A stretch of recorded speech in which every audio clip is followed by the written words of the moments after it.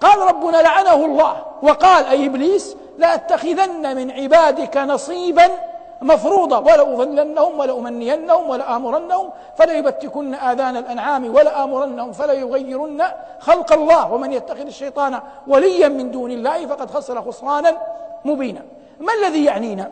الذي يعنينا أن الله عز وجل أخبرنا أن الشيطان عدو، وأن الله عز وجل أقصاه وأبعده من رحمته. نسأل الله أن لا يبعدنا من رحمته.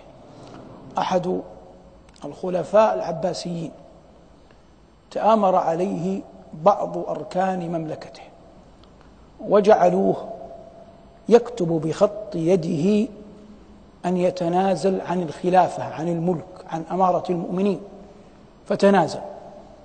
فألهمه الله أن يقول: اللهم كما خلعتني من خلافتك لا تخلعني من رحمتك. الذي ينبغي أن تحرص عليه وأنت تتلو في القرآن من أقصاهم الله وأبعدهم أن تسأل الله بكل قلبك ألا يجعلك منهم. والله يا أخي إن بعض من حولك القرب منه بهجة في النفس، فكيف بالقرب من رب العالمين؟ الإنسان في قربه من بني آدم من مثله يقرب جسديا بالسكنى معهم، بالطعام معهم، بزيارتهم. أما القرب من الله يكون بحسن عبادته، يكون بحسن عبادته. كلما جعلت جبهتك تفرح أن تعفرها بالتراب من أجل الملك الغلاب، هذا قرب من قرب من الله. كلما كنت في بيته، ونحن الآن في بيته، كلما كنت في بيته فأنت قريب من الله.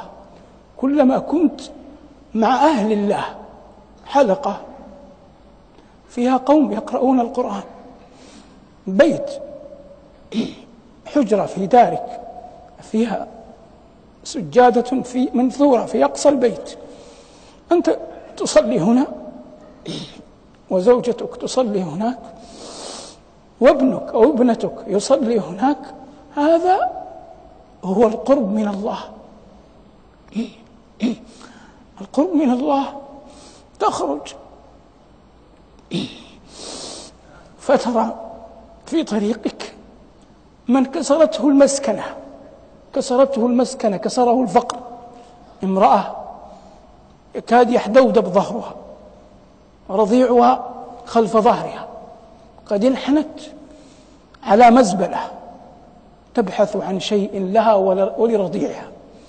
أنت ماذا تريد؟ لا غاية، لا مطلب، لا شيء يراد أعظم من القرب من الله. حتى تقترب من الله اقترب من هذه، أعطها، أطعمها، صن يدها، صن وجهها عن هذه الحال حتى يصون الله وجهك عن النار.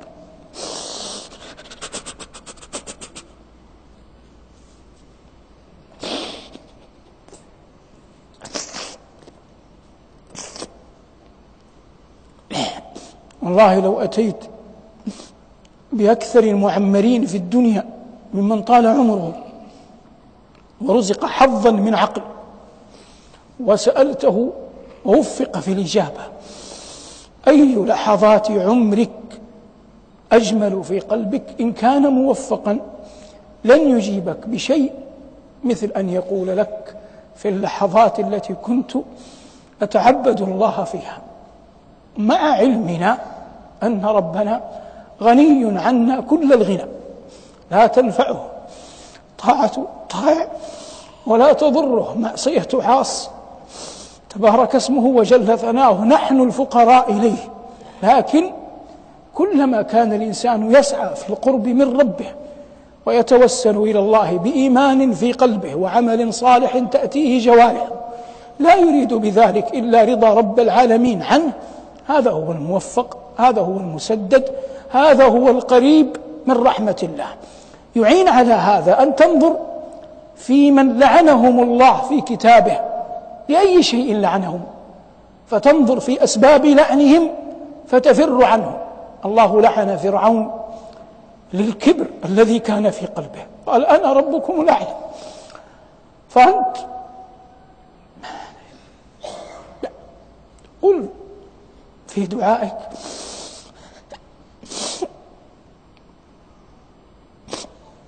اللهم إني رضيت بك ربا فارض بي عبدا.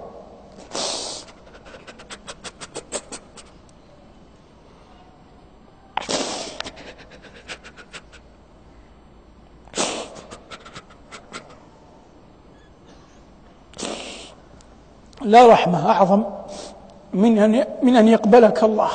لعن الله الظالمين، فر من الظلم. لعن الله الذين يتعرضون لأعراض المؤمنين وأعراض المؤمنات، فر، انجو بنفسك أن تتعرض لأعراض المؤمنين لأعراض المؤمنات. لعن الله على لسان رسوله صلى الله عليه وسلم آكل الربا، فر عن الربا وطرائقه وسبله، صغيره قليله وكثيره.